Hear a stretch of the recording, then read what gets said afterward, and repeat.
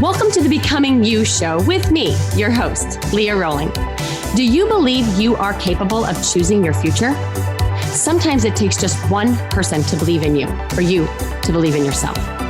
If you find yourself continuing to say, someday I will take better care of myself, only to continue living the same day over and over and over again, then you, my friend, are in the right place. I am your biggest cheerleader, inspiring you to become you on purpose and with intention. Are you ready to create a life you love? I'm excited to share with you some big ideas that you can use today to inspire, impact, and influence your life and everyone in it. The Becoming You show starts now.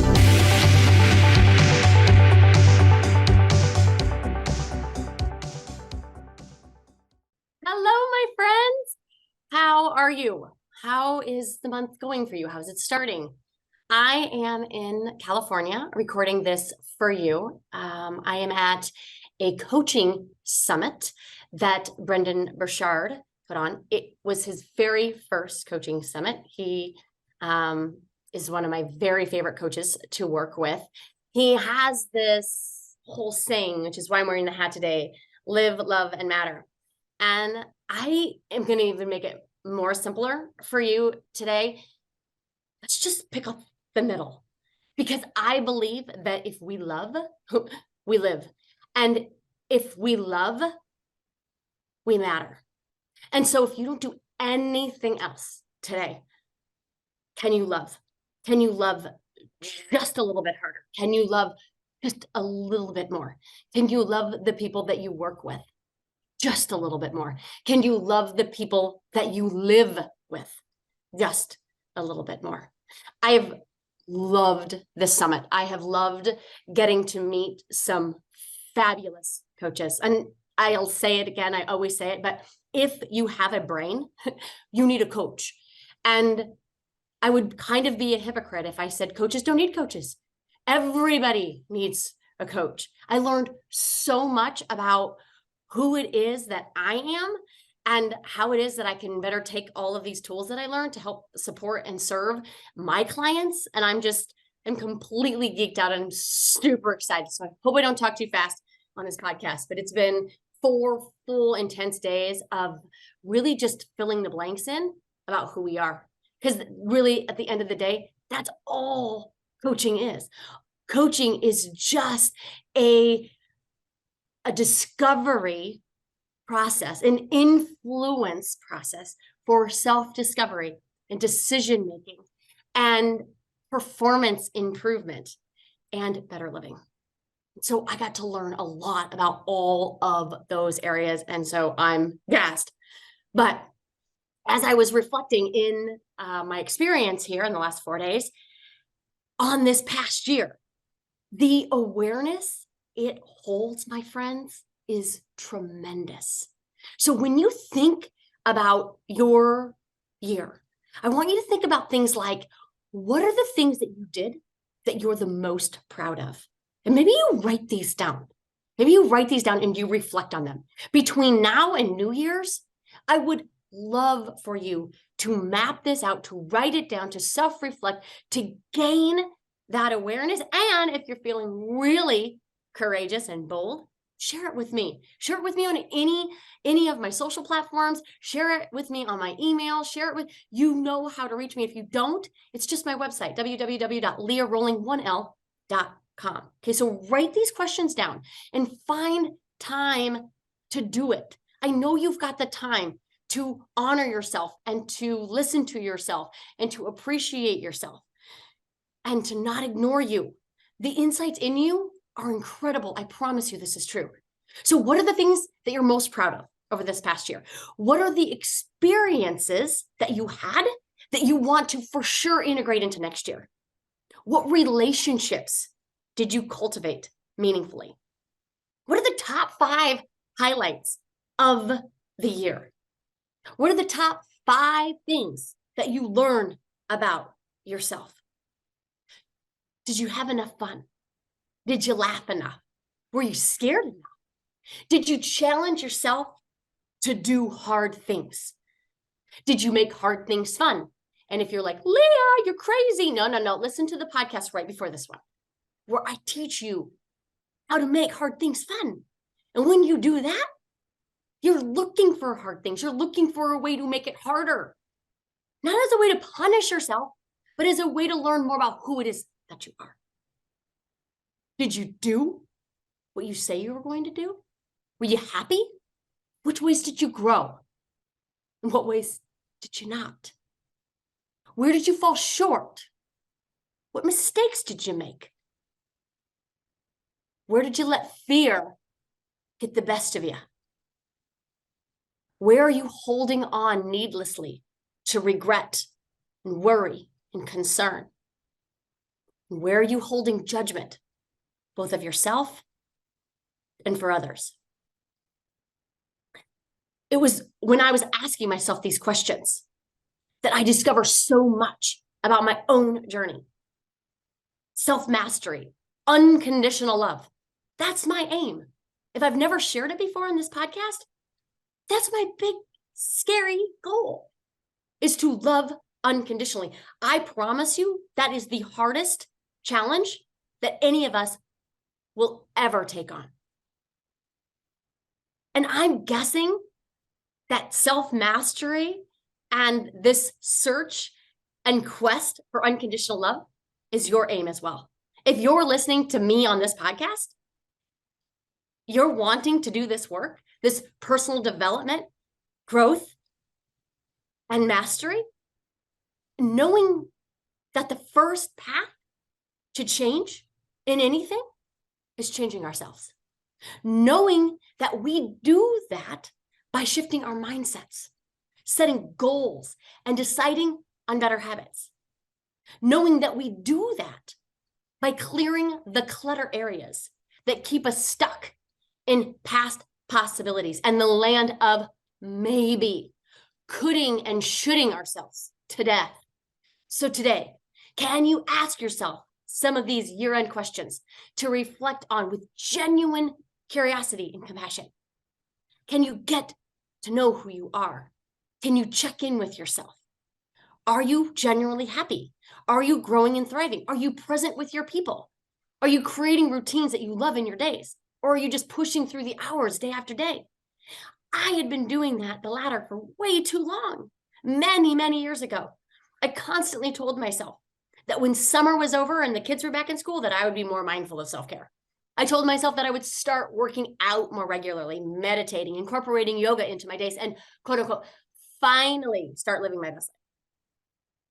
I wish that I knew that now. I wish that I knew then what I know now about the importance of awareness and this beauty of self-discovery and the opportunities and potential that are available in this exploration. Not knowing this was costly. You see, our level of awareness is at the heart of our ability to create our best life.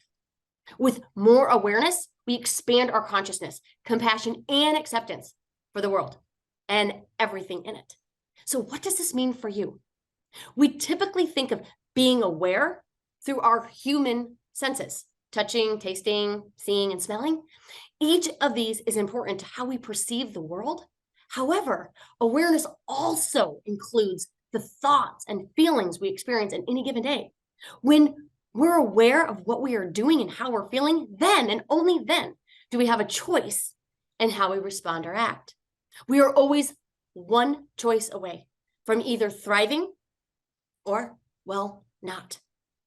So having awareness gives us better insights into others, and that's good for our mental and our emotional health. We'll be able to see each other's acting out from their own pain. And from that place of understanding, we'll be inspired to rise above feelings of abandonment, feelings of not good enough, rejection, and jealousy, as we become aware that their actions or inactions aren't personal. We no longer have to take our neighbor's crappy behavior personally. We no longer have to internalize someone's bitter, angry projection on us. as he is projecting his own pain that has nothing, in all caps, my friends, nothing to do with us at all. From this place of understanding and forgiveness and peace, we can decrease cortisol levels, our anxiety, our stress, and be free to choose peace and joy and happiness. My failure to choose care many years ago wreaked havoc on my life, my relationships, my health, and my overall just outlook on life. I wasn't able to sleep. I couldn't shut off my mind. I wasn't able to engage with friends in the way that I wanted. I was too exhausted. I wasn't able to work out. My heart rate was way too high. I wasn't able to control my reactions to sometimes the very smallest of things because I was so overwhelmed and bitter and frustrated. And I knew something needed to change. I had exhausted all the possibilities outside of myself. My work wasn't going to change. My kids weren't going to change. Stupid people were going to be stupid. People were going to be people, no matter what I tried to do to control them, no matter what amount of frustration and anger were going to make people stop being who they are. And all of this frustration and anger for sure was not making me be who I wanted to be. So what did I do? I chose. I chose to control what I could control, and I gave the rest up in peace and love. And we have 4 things that we can control, and that is it. And I promise you, my friends, that is enough. Here are the 4. And if you've been listening to me for a while, you know what they are. We control our thoughts. Nobody else's. We control our feelings. Nobody else's. How we show up, our behaviors, and nobody else's. Habits, actions, ours, not anyone else's, and our results. How much time are we spending in everybody else's thoughts and everybody else's feelings and what everybody else is doing or not doing, caught up in the results of everybody else, that we're too exhausted to actually focus on the results that we want in our life? And when I learned how to master these 4 things, I got my life back. I restored possibilities, hope. I got excited about my life. I got to rediscover my purpose and really focused on what matters and what I want. Not to mention, I got some sleep. I no longer have to spend hundreds and hundreds of dollars on sleep aids.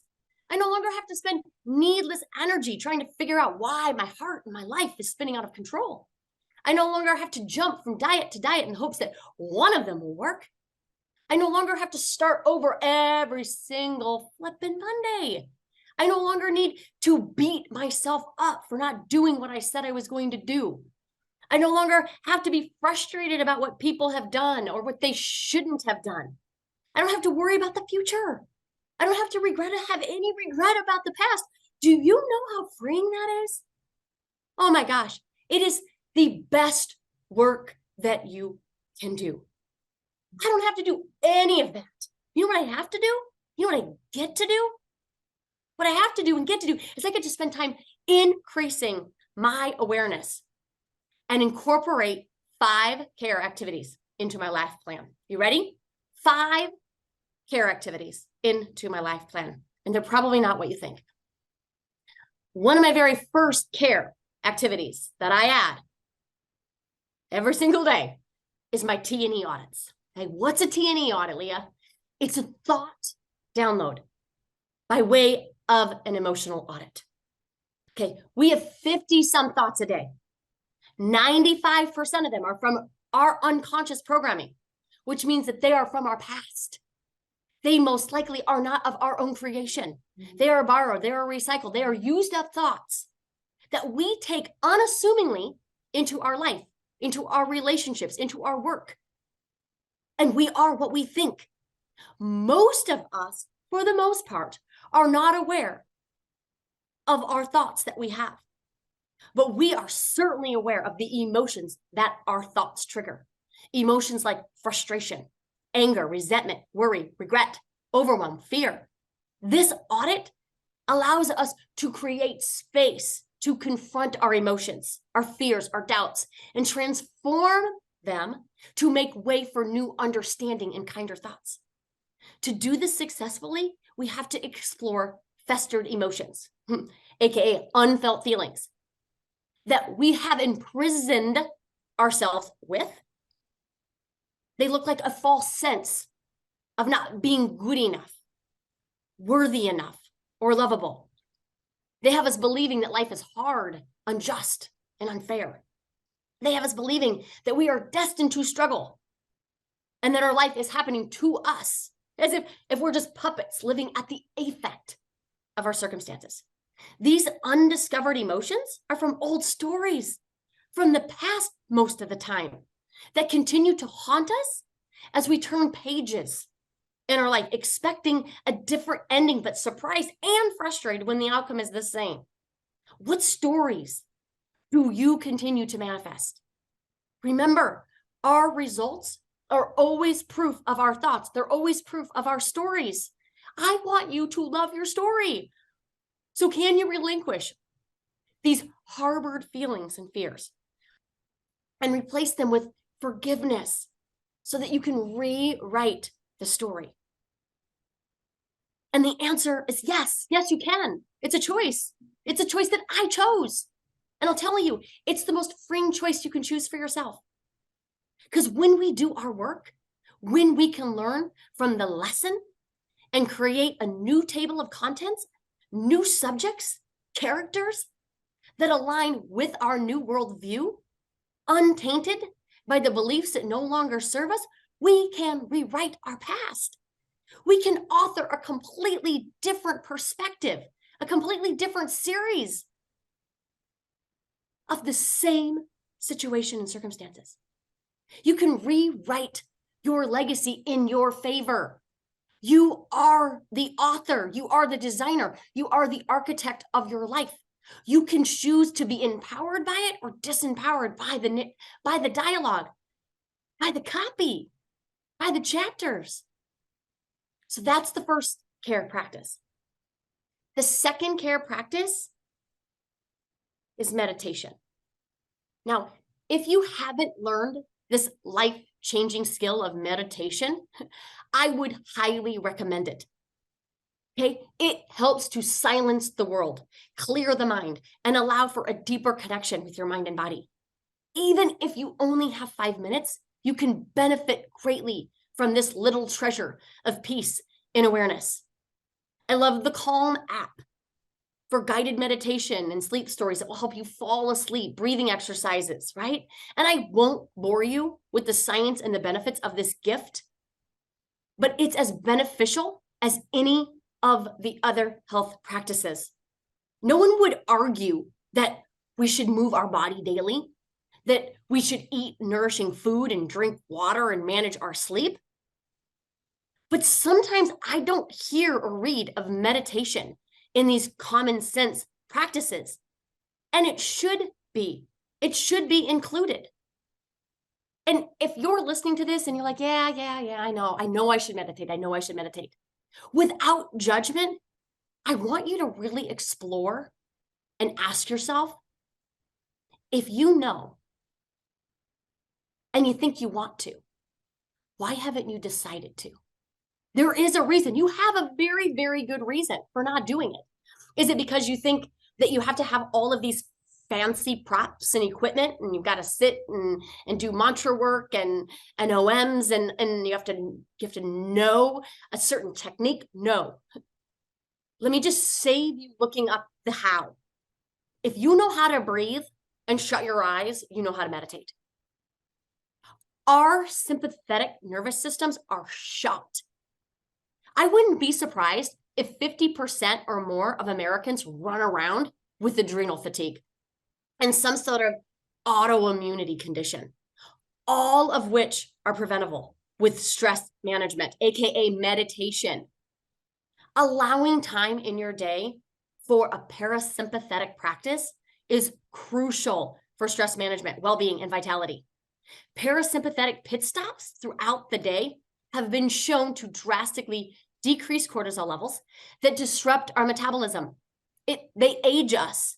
They affect our ability to deal with the day today. They affect our ability to love.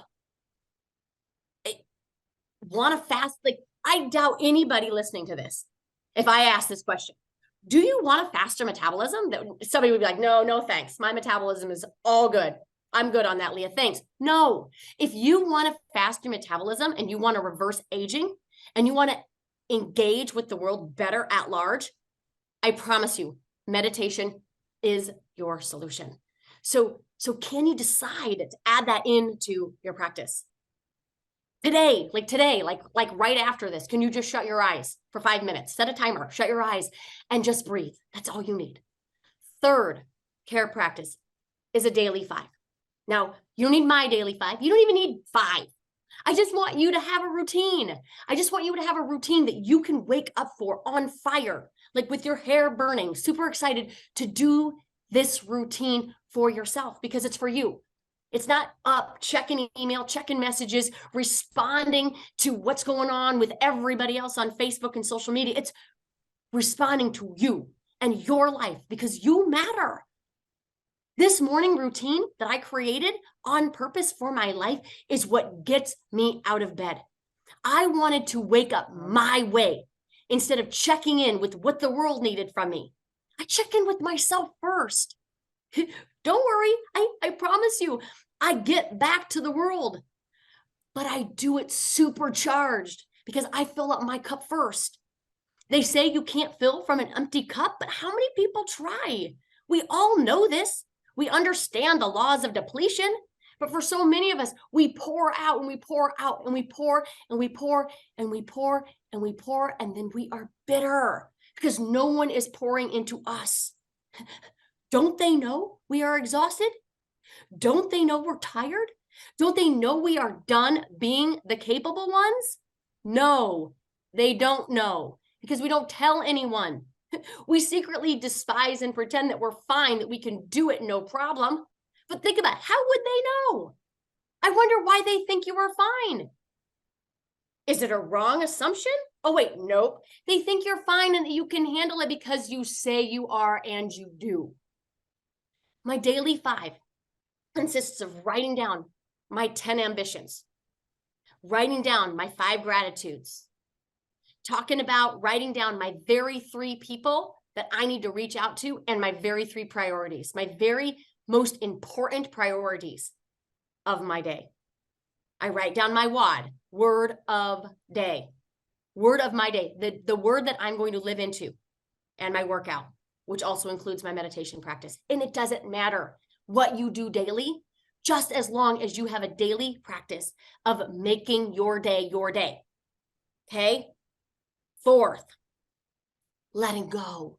We need a practice of letting go of the day. Maybe that is your evening routine or in your nightly prayers, but we have to release the day. We have to let go of the people and the things and the outcomes and the notion that we are in ultimate control. It is a strong grip on a false illusion of control that creates most of our suffering.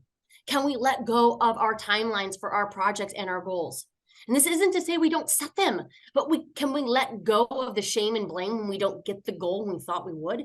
Can we let go of the mistakes and replace them with learning opportunities? I think sometimes we think that we need to hold on to the mistakes of the day, of the week, of the month. I mean, how many of us are still holding on to the mistakes we made decades ago? We think if we hold on to the mistake and hold it over ourselves and our life, that we won't make the same mistake again. But how often do we know this just isn't the case? Shame is not motivating. Shame is not encouraging. Shame confirms that there is something wrong with us, that we indeed are not worthy, not enough, and our brains will go to work to prove ourselves right over and over and over again. The only way out of a mistake is through it.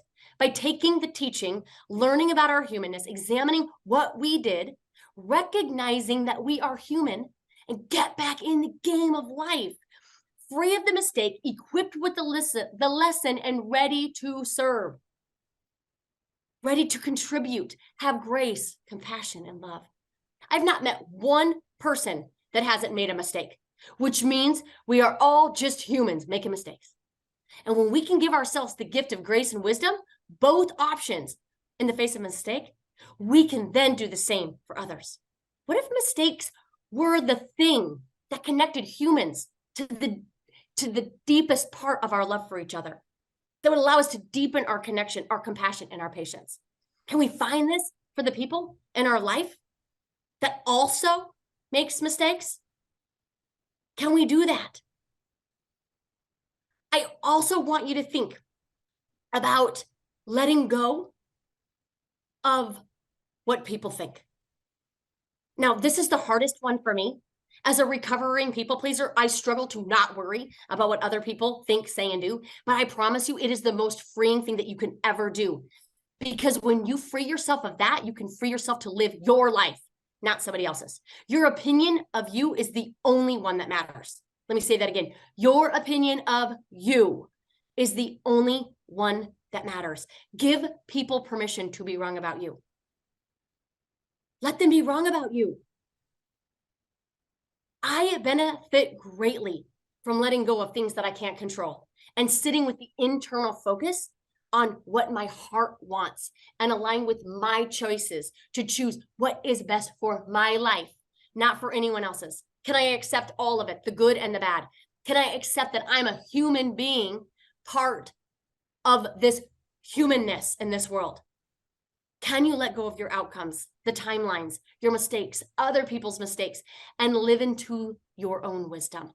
I promise you that when you start incorporating these non-negotiables in life and taking up these care practices, your T&E audits, your meditation, the daily 5, letting go of outcomes and letting go of what people think about you, you will start creating a life that you love.